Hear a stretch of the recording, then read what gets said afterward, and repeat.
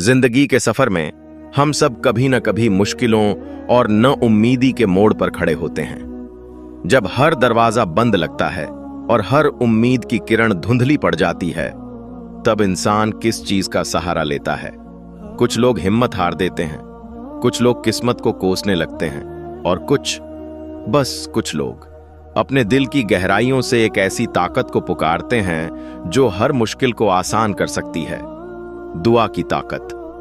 यह कहानी एक ऐसे ही इंसान की है, रहीम चाचा की, जिनकी जिंदगी गरीबी और मुश्किलों से भरी थी, लेकिन उनका ईमान और उनकी दुआएं उनके लिए और उनके पूरे गांव के लिए एक ऐसी रोशनी बन गई जिसने अंधेरे को चीर दिया।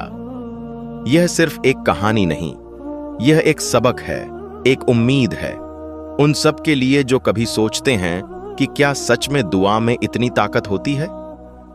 एक छोटा सा गांव था जिसका नाम था रोशनपुर। नाम तो रोशनपुर था, लेकिन उसकी रोशनी धीरे धीरे कम होती जा रही थी। कई सालों से बारिश ठीक से नहीं हुई थी, जमीन सूख चुकी थी और किसान बेहाल थे। हर तरफ गरीबी और मायूसी का साया था।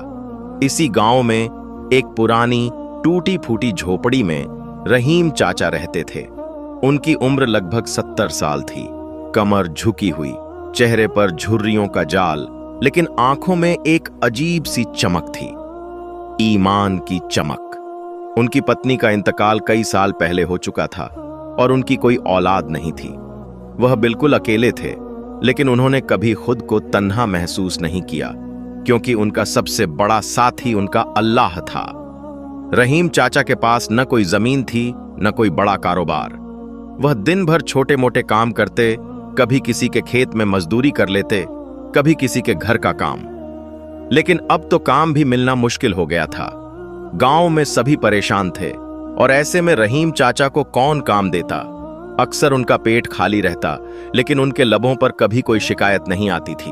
वह सुबह उठते, ठंडे पानी से वजू करते और अपनी पुरानी नमाज की चटाई बिछाकर बैठ जाते।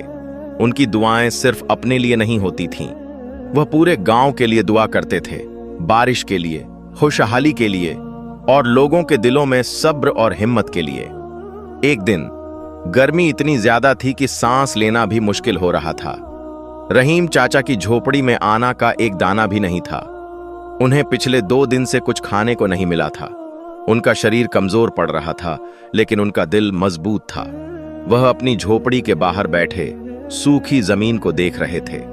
गांव के लोग पानी की तलाश में इधर उधर भटक रहे थे। कुछ लोग तो गांव छोड़कर जा चुके थे। रहीम चाचा की आंखों में आंसू आ गए, लेकिन वह आंसू अपनी तकलीफ के नहीं थे, वह गांव वालों की हालत देखकर थे। उन्होंने आसमान की तरफ देखा और अपने हाथ उठाकर दुआ की। उनकी आवाज में दर्द था, लेकिन ईमान की गहराई भी थी। या अल्लाह, तू सबसे बड़ा है, सबसे मेहरबान है। हम गुनहगार हैं, लेकिन तू तो बख्शने वाला है। हमारी जमीन सूख गई है, हमारे बच्चे भूखे हैं। या अल्लाह, अपनी रहमत की बारिश बरसा दे। हम सबको सब्र दे, हिम्मत दे, हमारी मुश्किलें आसान कर दे। या अल्लाह। उनकी दुआ इतनी सच्ची थी, इतनी दिल से निकली हुई थी कि हवा में भी एक सुकून सा छा गया। उन्हें नहीं पता था कि उनकी यह दुआएं, जो सिर्फ एक गरीब और कमजोर इंसान के दिल से निकली थीं, कैसे रोशनपुर की किस्मत बदलने वाली थीं। यह तो बस शुरुआत थी उस सफर की, जहां ईमान और दुआ की ताकत का एक नया अध्याय लिखा जाने वाला था। रहीम चाचा की दुआओं का असर तुरंत तो नहीं दिखा, लेकिन उनके दिल में एक अजीब सा सुकून था। अगले दिन सुबह जब वो अपनी झोपड़ी से बाहर निकले, तो उन्होंने देखा कि उनके दरवाजे पर एक छोटा सा पोटली रखी हुई थी। जब उन्होंने उसे खोला तो उसमें कुछ सूखी रोटियां और थोड़ी सी दाल थीं। उन्हें समझ नहीं आया कि यह कहां से आई। गांव में तो सभी परेशान थे, कौन उनके लिए कुछ छोड़कर जा सकता था। उन्होंने अल्लाह का शुक्र अदा किया और उसमें से थोड़ा सा खाकर बाकी बचा लिया, यह सोचकर कि शायद किसी और को इसकी ज्यादा जरूरत हो। शाम को गांव के एक बच्चे ने उन्हें बताया कि उसकी मां ने उनके लिए खाना भेजा था, क्योंकि वह जानती थी कि रहीम चाचा ने कई दिन से कुछ नहीं खाया। यह एक छोटा सा वाकया था, लेकिन रहीम चाचा के लिए यह अल्लाह की रहमत का निशान था। कुछ दिन बाद गांव के जमींदार ने, जो अक्सर रहीम चाचा को नजरअंदाज करते थे, उन्हें अपने खेत में काम करने के लिए बुलाया। जमींदार का खेत भी सूखा पड़ा था, लेकिन उन्हें कुछ छोटा मोटा काम करवाना था।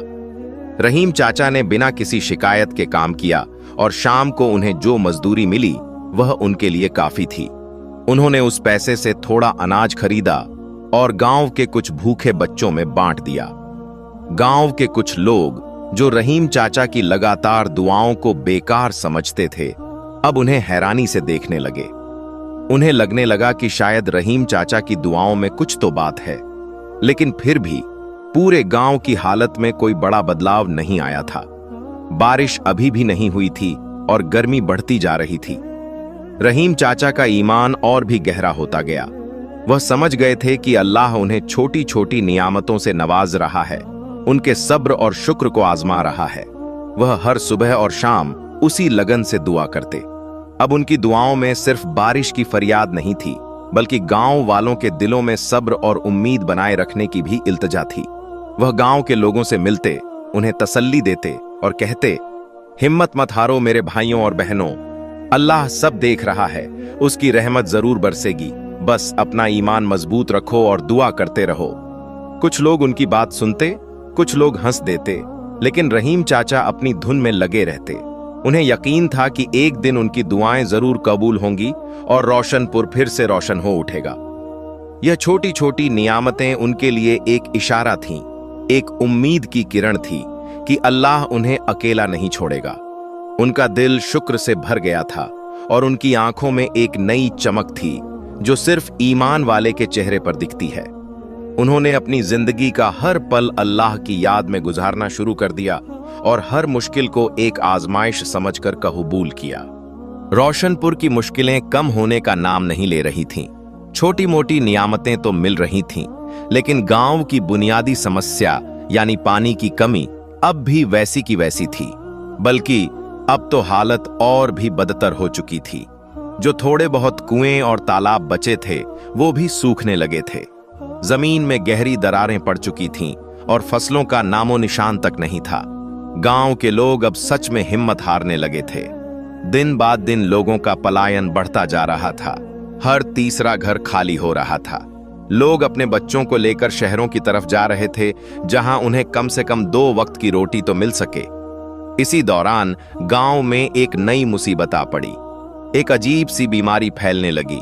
बच्चे और बूढ़े सब इसकी चपेट में आ रहे थे। बुखार, कमजोरी और फिर धीरे धीरे शरीर का ठंडा पड़ जाना। गांव में कोई अच्छा हकीम या डॉक्टर नहीं था। लोग झाड़ फूंक और देसी इलाज पर भरोसा कर रहे थे, लेकिन बीमारी रुकने का नाम नहीं ले रही थी। हर दिन कोई ना कोई अपनी जान गंवा रहा था। मातम का माहौल था। रहीम चाचा भी इस हालत से बहुत दुखी थे। उनका दिल रो रहा था। उन्होंने अपनी जिंदगी में इतनी बड़ी मुसीबत कभी नहीं देखी थी। उनकी आंखों के सामने उनके अपने गांव वाले, जिन्हें वे अपने बच्चों की तरह प्यार करते थे, मर रहे थे। एक दिन रहीम चाचा खुद इस बीमारी की चपेट में आ गए। उन्हें तेज बुखार हुआ और उनका शरीर टूटने लगा। वे इतने कमजोर हो गए कि अपनी झोपड़ी से बाहर निकलना भी मुश्किल हो गया। गांव के कुछ लोग उनकी खबर लेने आए, लेकिन वे भी बीमार थे या इतने मायूस थे कि कुछ कर नहीं पा रहे थे। रहीम चाचा को लगा कि शायद अब उनका वक्त आ गया है। उन्होंने अपनी आंखें बंद कीं और अल्लाह को याद किया।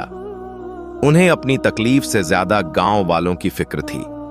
उन्होंने फिर से अपने हाथ उठाए, लेकिन इस बार उनकी आवाज में पहले जैसी ताकत नहीं थी।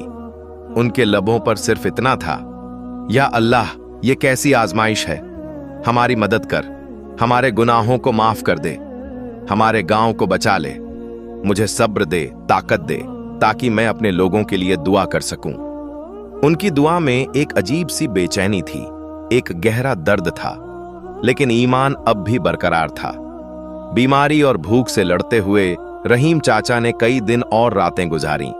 उनका शरीर जवाब दे रहा था, लेकिन उनकी रूह अभी भी अल्लाह की तरफ मुतवज्जह थी। गांव के लोग सोचने लगे थे कि अब रहीम चाचा भी नहीं बचेंगे। उनकी झोपड़ी के बाहर सन्नाटा छा गया था, लेकिन रहीम चाचा ने अपनी दुआओं का सिलसिला नहीं तोड़ा। हर सांस के साथ वे अल्लाह को याद करते रहे। उन्हें यकीन था कि अल्लाह उन्हें अकेला नहीं छोड़ेगा और उनकी दुआओं को जरूर सुनेगा।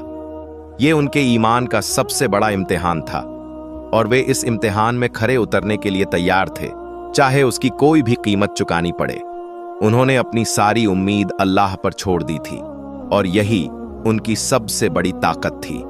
जब रोशनपुर के लोग रहीम चाचा की जिंदगी की उम्मीद छोड़ चुके थे, तभी एक अजीब वाकया हुआ। एक सुबह जब सूरज अभी ठीक से निकला भी नहीं था, गांव के लोगों ने आसमान में एक गहरा बादल देखा। यह कोई मामूली बादल नहीं था, यह इतना गहरा और काला था कि दिन में भी अंधेरा छा गया। लोगों को लगा कि शायद यह एक और आफत है, लेकिन फिर धीरे धीरे उस बादल से बूंदें गिरने लगीं। पहले हल्की हल्की, फिर तेज और फिर इतनी तेज कि जमीन को भिगाने लगीं। यह बारिश थी। रोशनपुर में कई सालों बाद ऐसी बारिश हो रही थी। लोग अपने घरों से बाहर निकल आए, उनकी आंखों में हैरानी थी और फिर खुशी के आंसू। बच्चे बारिश में नाचने लगे, बड़े जमीन को छूने लगे। यह एक चमत्कार था। बारिश लगातार 3 दिन और 3 रातों तक होती रही। जमीन की प्यास बुझ गई, सूखे कुएं और तालाब फिर से पानी से भर गए। चारों तरफ हरियाली फूटने लगी। लेकिन यह सिर्फ बारिश का चमत्कार नहीं था। उसी दिन जब बारिश शुरू हुई थी, गांव के बाहर एक कारवां रुका। यह एक मशहूर हकीम और उनकी टीम थी जो दूर दराज के इलाकों में बीमारों का इलाज करते थे। उन्हें किसी ने रोशनपुर की बीमारी के बारे में बताया था और वे बिना किसी बुलावे के यहां पहुंच गए थे। उन्होंने गांव में कैंप लगाया और बीमारों का इलाज शुरू कर दिया। रहीम चाचा को भी उन्होंने देखा। हकीम ने उन्हें देखकर कहा, इस बूढ़े आदमी में अभी भी जिंदगी की आग बाकी है, इनका ईमान बहुत मजबूत है। उन्होंने रहीम चाचा को दवा दी और उनकी देखभाल की। कुछ ही दिनों में गांव की हालत बदलने लगी। बारिश से जमीन उपजाऊ हो गई और हकीम की दवाओं से बीमारी ठीक होने लगी। लोग फिर से अपने खेत खोदने लगे और उम्मीद की नई किरण जगमगा उठी। जब रहीम चाचा ठीक हुए तो उन्होंने देखा कि उनका गांव फिर से जी उठा है।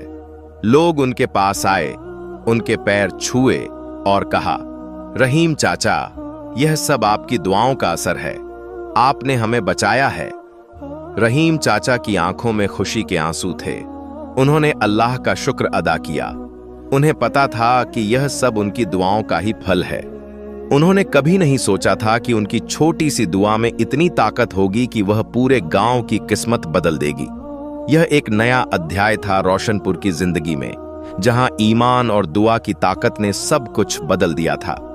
रहीम चाचा अब सिर्फ एक गरीब आदमी नहीं थे, वह रोशनपुर के लिए एक जिंदा चमत्कार बन चुके थे, एक उम्मीद की निशानी। साल गुजरते गए। रोशनपुर अब सिर्फ नाम का रोशनपुर नहीं था, बल्कि सच में रोशन हो चुका था।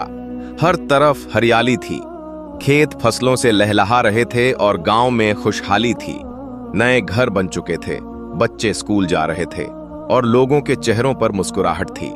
रहीम चाचा अब और भी बूढ़े हो चुके थे, उनकी कमर और भी झुक गई थी, लेकिन उनकी आंखों की चमक अब भी वैसी ही थी। वे अब गांव के सबसे इज्जतदार शख्सियत थे। लोग उन्हें दुआ वाले बाबा के नाम से जानते थे। उन्हें अब किसी चीज की कमी नहीं थी। गांव वालों ने मिलकर उनके लिए एक छोटा सा अच्छा घर बनवा दिया था और उनके खाने पीने का पूरा इंतजाम करते थे। वे अब मजदूरी नहीं करते थे, बल्कि दिन भर गांव के बच्चों को कहानियां सुनाते, उन्हें ईमान और सब्र की तालीम देते। रहीम चाचा ने कभी भी अपनी दुआओं को सिर्फ अपनी जात तक सीमित नहीं रखा। जब गांव में खुशहाली आई, तब भी वे उसी लगन से अल्लाह का शुक्र अदा करते। वे लोगों को समझाते कि यह खुशहाली अल्लाह की रहमत है और इसे कभी घमंड नहीं करना चाहिए। जब मुश्किल थी, तब हमने अल्लाह को पुकारा। अब जब खुशहाली है, तब भी उससे नहीं भूलना चाहिए, वे कहते। उन्होंने गांव वालों को सिखाया कि जो कुछ भी उन्हें मिला है, उसमें से कुछ हिस्सा गरीबों और जरूरतमंदों में जरूर बांटें। उनकी बातों का गांव वालों पर गहरा असर होता था। रोशनपुर अब सिर्फ एक खुशहाल गांव नहीं था, बल्कि एक ऐसा गांव बन चुका था जहां लोग एक दूसरे की मदद करते थे, जहां ईमान और इंसानियत की कदरें जिंदा थीं। रहीम चाचा की जिंदगी एक मिसाल बन गई थी। उन्होंने दिखा दिया था कि दौलत और ताकत सिर्फ पैसों से नहीं आती, बल्कि सच्चा ईमान और नेक नियत से आती है। उनकी दुआएं सिर्फ उनके लिए नहीं, बल्कि पूरे गांव के लिए एक जरिया ए रहमत बन गई थीं। जब उनका इंतकाल हुआ तो पूरा गांव गम में डूब गया, लेकिन उनकी यादें और उनकी सिखाई हुई बातें हमेशा रोशनपुर के लोगों के दिलों में जिंदा रहीं। हर बार जब बारिश होती या जब फसल अच्छी होती तो लोग रहीम चाचा को याद करते और उनकी दुआओं की ताकत को महसूस करते। रोशनपुर की हर कहानी में रहीम चाचा का जिक्र होता और उनकी दुआओं की ताकत की दास्तां सदियों तक सुनाई जाती।